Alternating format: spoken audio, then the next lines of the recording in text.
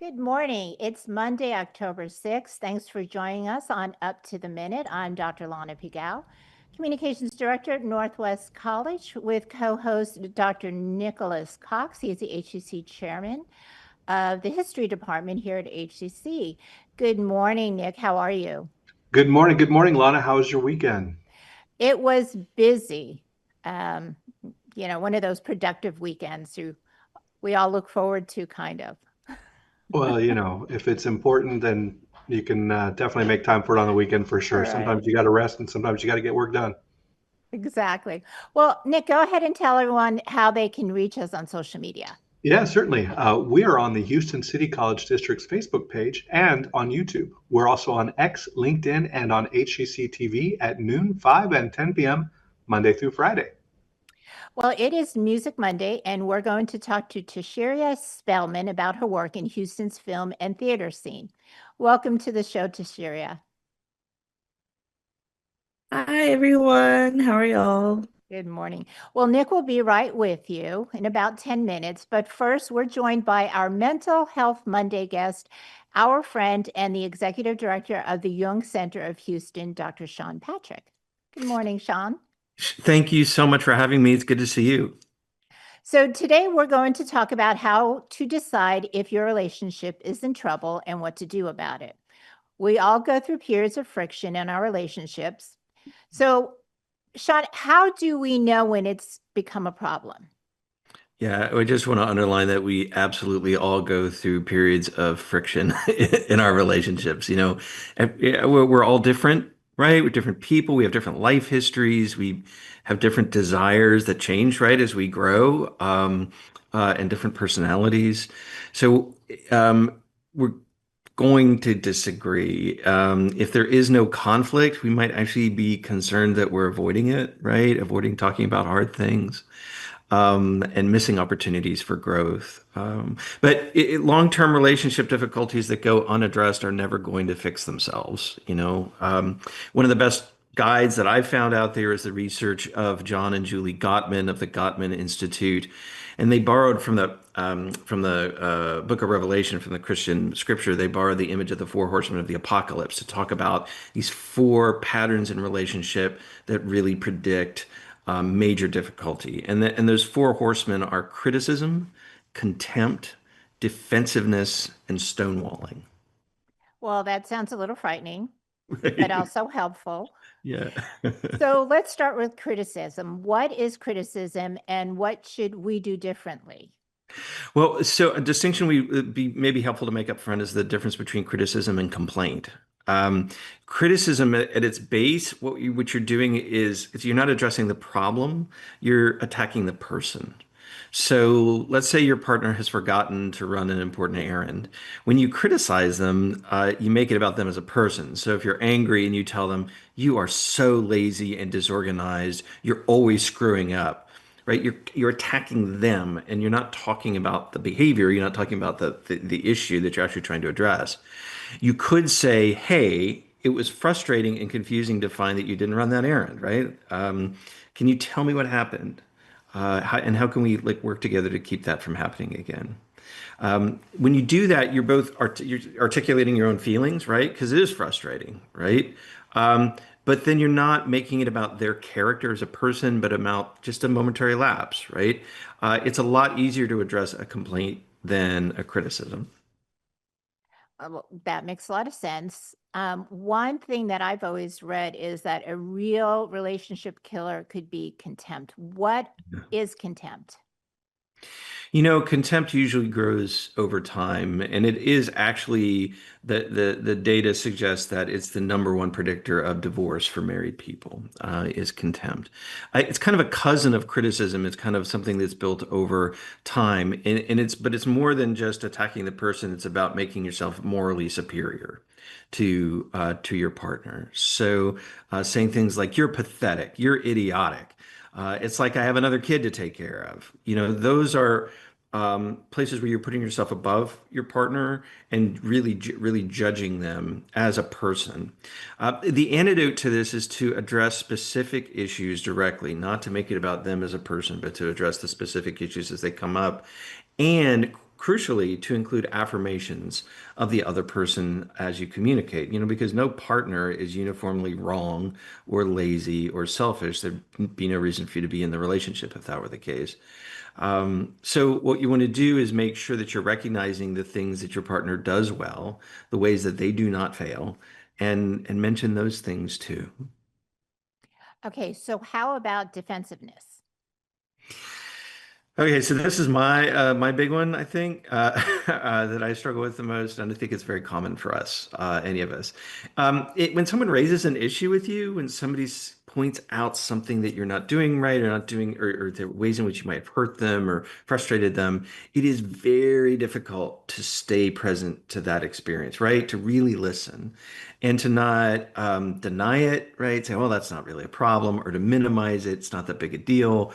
Or to deflect into my favorite, which is whataboutism, which is as soon as somebody complains to you, you're like, well, you do this, you leave the sink full of dishes, right? Rather than actually having the respect to listen to your partner and respond to it. So really the solution here is to pause, listen, and then reflect back the other's concerns to them. This can be really tough. But what you're doing is making sure that you have heard them correctly, both the content and then also how they feel about it. This is not the same as admitting that you're wrong and they're right. What it's doing is it's clarifying, it's giving your partner the gift of respect.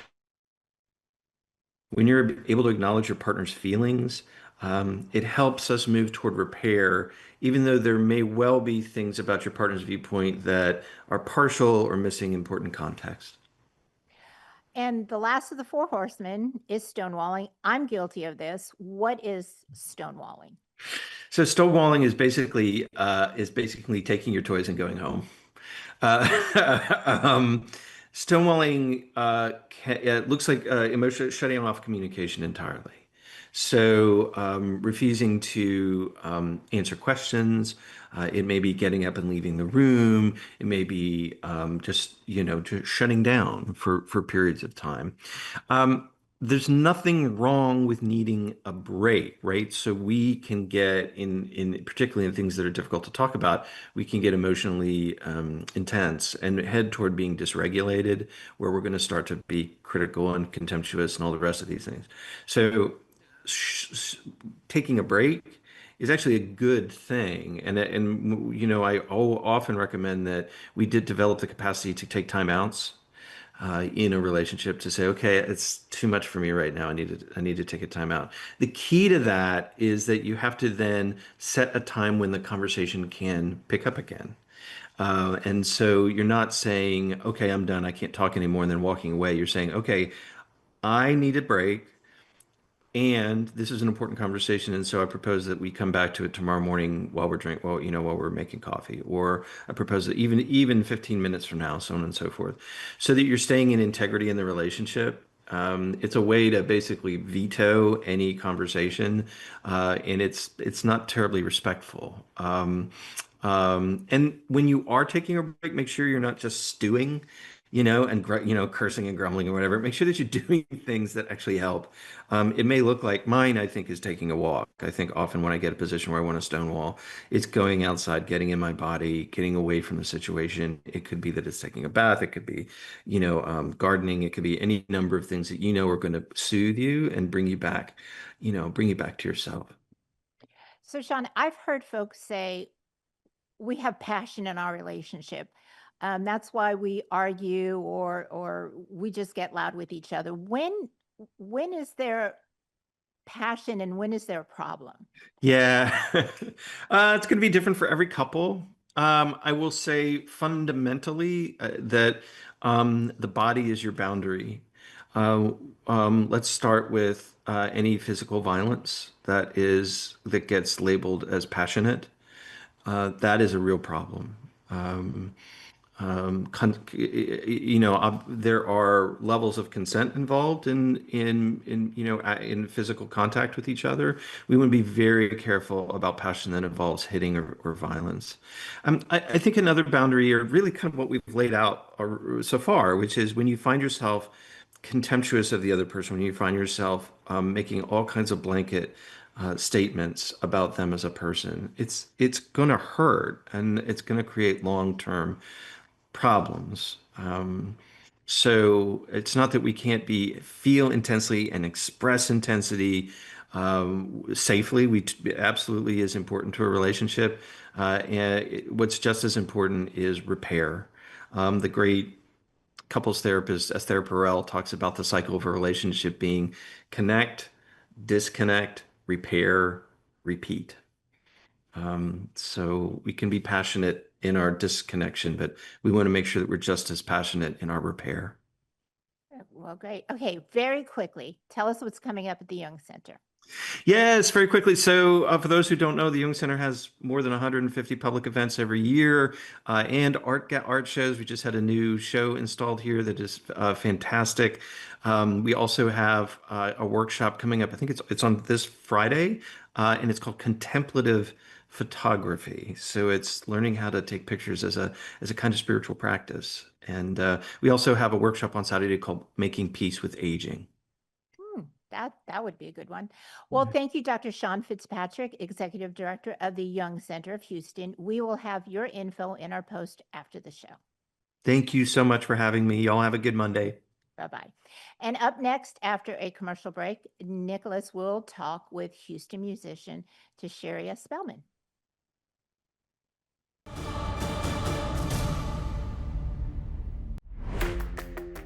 Why wait on your dream job?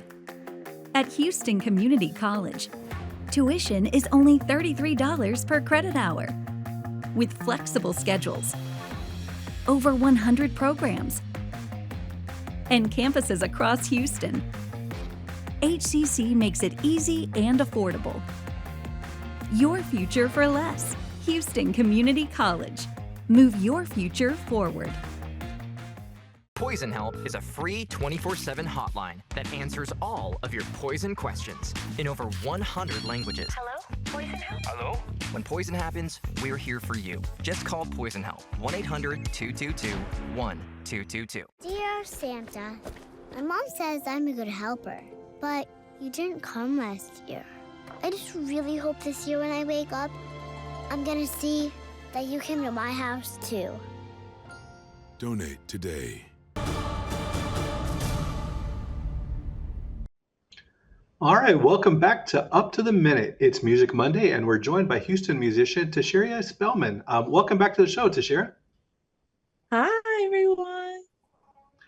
May I ask, is that a Who's House? Are you wearing a U of H Cougars t-shirt there? Yes, go Cougs. All right, fantastic. I like fairly it. I like ready it. for homecoming queen. All right. Well, let me ask you a few questions about your music. Tell us about the beginning. What inspired you to start this journey? What inspired me to start my musician journey is ultimately my father. He is a musician himself. He would make beats and he would, make lyrics and, rap to them. And as a little girl, I got inspired. He actually taught me how to use a studio, how to record properly, how to do all the setup, how to make beats. And ultimately, my father kind of inspired me as well. And honestly, Taylor Swift, her lyricism, she kind of inspires me to think critically when I write as an artist and, the types of things that I want to think about and putting in my work. And probably One Direction and 5 Seconds of Summer. My favorite artist, ultimately, like my father, my favorite artist, and ultimately the little girl inside of me. Well, there's a big weekend on Friday with the new Taylor Swift record and also records by Cardi B and Amanda Shires. A lot of strong women musicians with new records this weekend. Did you spend the entire weekend trying to digest The Life of a Showgirl? Yes, I did. I dissected it front through back. Had to re-listen to a couple of songs to understand the meaning fully, but I love the album. It was so good. I'm so excited for Taylor in this new era of her. I love the fact that she's coming back into the pop realm. Well, you mentioned your father teaching you how to make beats and record in the studio. Are you writing the lyrics and the beats and making the music as well? Do you work with other musicians on your music? So I do a bit of both. My first couple of songs, like I wrote and like composed those. And then my songs after, like my EP and current songs, I have worked with YouTubers to um basically get the rights for the beat. And yeah. Well, you mentioned some of your favorite artists were these pop performers. How would you describe the sound of your music to someone who's never heard you before? Is it also in that pop genre? It's a bit of a mix. It's like I have an EP that's like R&B. Then I have like a new single that I released last year was like EDM pop, not EDM, but like electronic pop, like Pink Pantheress. Um, and then a song that I released last fall, I guess would be like alternative. And then my first EP, oh no, my first EP, my first single that I released was like alternative.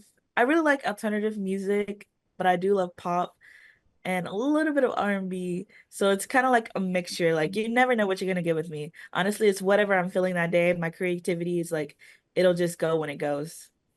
Now, you mentioned singles and EPs. Are you self-releasing on the web through channels like YouTube or other places, or do you have an independent or a major studio that helps you with distribution? Yes, so I actually use a distribution DistroKid, which distributes my music to all platforms, like Apple Music, Spotify, iHeartRadio, literally any platform you can think about. I have my songs on Instagram, on TikTok, literally everywhere. All right, wonderful, wonderful. So tell us about one song that's kind of the most personal song that you've written. Um, I would say my favorite and also personal song is Save My Love. It's about a toxic relationship that I went through and how sometimes it's okay to release yourself from that energy to move on and to also like give feedback to that person on how terrible they were to you. So yeah. Well, let me ask, how much of your musician career here is relative to live performance? Are you doing live performances as well? So I want to start doing live performances, but my ultimate goal is I gotta find out who to reach out to, how to get that outlet. Right now, I literally have no idea. I do live performances as like singing other songs around campus at my school, but other than that, not live performances outside Do you the mean world. like doing cover tunes or ensembles or choirs or performance Yes, pieces? Okay, yes, got it. multiple, all of the above. Yeah. Yeah. Okay. All right. So if you had a dream venue, festival, stage, where would you like to perform? Are you trying to go to Carnegie Hall or Coachella or Red Rocks? Where do you want to go? It would be nice to headline at Coachella. It would be really nice, but my dream is to do a world tour and then perform at the Fort Worth Convention Center, which is where I'm from. I'm from Fort Worth, Texas. So it'd be kind of like a little nice like hometown thing to Close up come your back. own Eras tour at the hometown stadium? Yeah. Okay. All right. All right. That sounds great. So, when you make that transition from studio to live performance, do you imagine collaborations? Do you have collaboration dreams that people you want to work with right now that you would like to work in the studio or on tour with? I would love to work with Zara Larsson. She's a Swedish artist. She's literally amazing. I love her music and I love her work. Tyla, I think Tyla is so creative and so like vibrant with her music. And of course Taylor Swift, but like that's gonna take like a while. Like I'm gonna have to like be big up there to work with Taylor Swift. So that's yeah, that's and honestly, probably Harry Styles. Um, and then my last one, no, I think that's it. I think that's it. Well, Since you mentioned singing and performing a little bit on campus, and you're wearing the U of H T-shirt, do you find the University of Houston or Houston generally to be a good place to foster young musicians and to find other people interested in writing or performing? I think it depends on who you talk to, on how you get your resources and your outlets. I feel like for some artists, yes, it can be a strong foundation opportunity. For me, I found a little bit of struggle. So, but my experience is not going to be like everyone else's. I'm not going to have the same experiences. So, I would say for me, it was a bit hard. I'm still like struggling a little bit to like kind of like come out and like create a strong foundation in Houston and, be like a big artist in Houston. So I would say it just depends, like, because other people have had good experiences, but I'm just like finding my way right now. Yeah, I mean, it seems to me from my vantage point, which is not the same as yours because we just are, you know, uh, different genres, different ages, different artists that we might be interested in. But all the big music festivals in Houston, whether that's Summerfest, Free Press Fest, Day for Night Fest, Astroworld, like they just don't sustain more than 2 or 3 years. And unlike some of the big cycles like ACL in Austin or South by Southwest or Coachella, right? So it seems Yeah. like there's not a strong festival culture here in Houston. But once you get your team on the road, start playing other places, you can sort that out. Yeah. Well, if you could send our audience away with some music recommendations, something new, something they may not have heard about before. I feel like everybody is listening to Taylor Swift's new record, but what would you send people to listen to better understand your influences right now beyond Taylor and Harry Styles and One Direction? What else should people be listening to? Listen to Lord's new album. I love Lord. Also, I would love to collab with Lord too. I love Lord. And listen to me. My name is Teshiria Spelmon. I'm on Apple Music, Spotify, literally anything you could think of.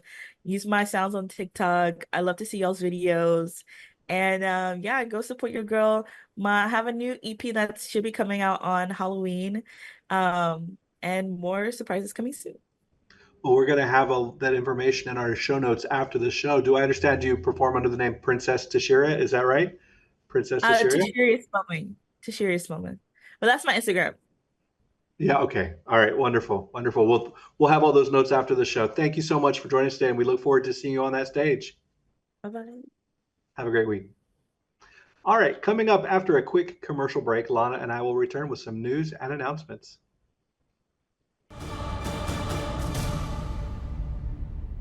¿Por qué esperar para el trabajo de tus sueños?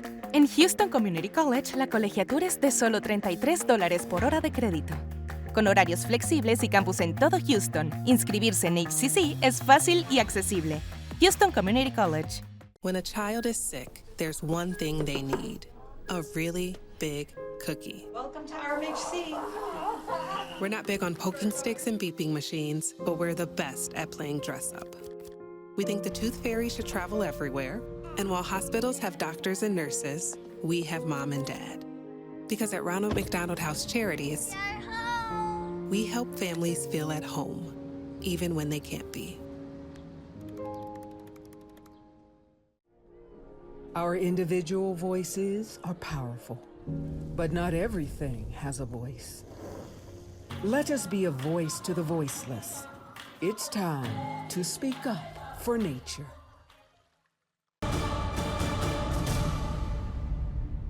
Well, welcome back. It's time for news, events, and announcements. We'll start with our faculty art exhibits. They are currently on view at 6 of our campuses. There's something for every taste and style, so check out the Media, Visual, and Performing Arts Center of Excellence link. For all the details in our post after the show, the exhibits are running now through October 24th at various locations. So for more information, check out our post after the show.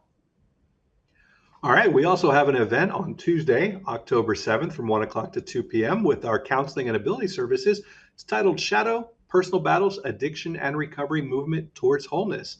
The counseling and ability services will present this virtual drug and alcohol prevention program It's open to all HCC students, faculty, and staff. Again, that's tomorrow, 1 p.m. Yeah, and you can dance and distress. Come dance all your cares away at the Dance and Distress Workshop. That's Wednesday, October 8th from noon to 1 p.m. at the HCC West Loop, room C142. For more information, check out our post after the show. And Nick, there's some new composition recitals. That's right. If Music Monday and Dancing on Wednesday is not enough, there is a new composition recital by Dr. Mark Buhler and Dr. Elise Collar. You can come listen to this concert presented by these Media, Visual, and Performing Arts Center of Excellence faculty. That's going to be Friday, October 10th, 7:30 p.m. at the Stafford Fine Arts Building. For more information, check our post after the show. And believe it or not, folks, fall registration continues. There's still time to register for fall classes. As we've mentioned before, we deliver our courses in a variety of programs, semester lengths and modalities that include online anytime, online on a schedule, hybrid, in-person, and hybrid labs. So to learn more about HCC programs, start dates, and how to cover costs, go to hccs.edu/apply. And coming up later this week, we learn how to avoid falls this fall, and we'll explore the world of the terracotta soldiers, which I've seen, and it's absolutely wonderful. So thank you for joining us. We will see you next time. And thank you, Nick, for being here this morning. Thank you. It's good to see you guys.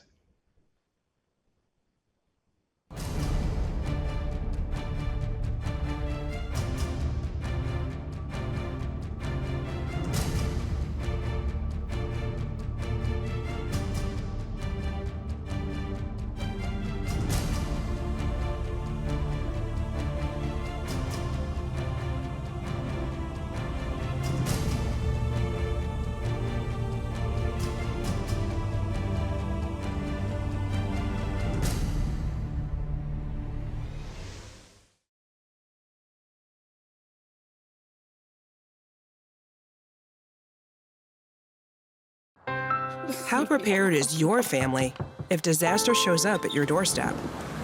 You can't just turn away a natural disaster. That's why it's important to go to ready.gov/plan before they show up. It has the tools and tips you need to make an emergency plan with your family. So if disaster comes knocking, let's go. You'll be ready to help keep your family safe. It's just a pizza. Yes! Make a plan today.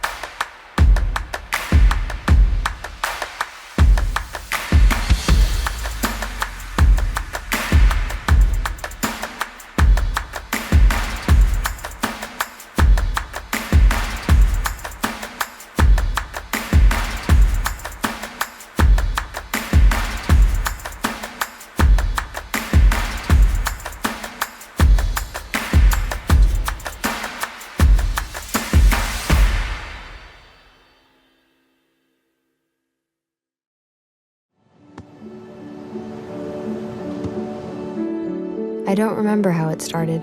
Go to that. Oh boy. Our back and forth. It always came back. Dad! You probably don't remember what you told me, That was perfect. but I heard every word.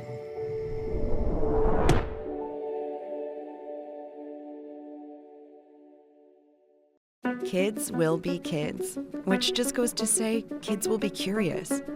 They get into everything, everything. If there's a loaded firearm in the house, they could get their hands on that too. Keeping firearms locked, unloaded, and stored separately from ammunition in a place inaccessible to kids can help keep your loved ones safe from family fire. Safe gun storage saves lives.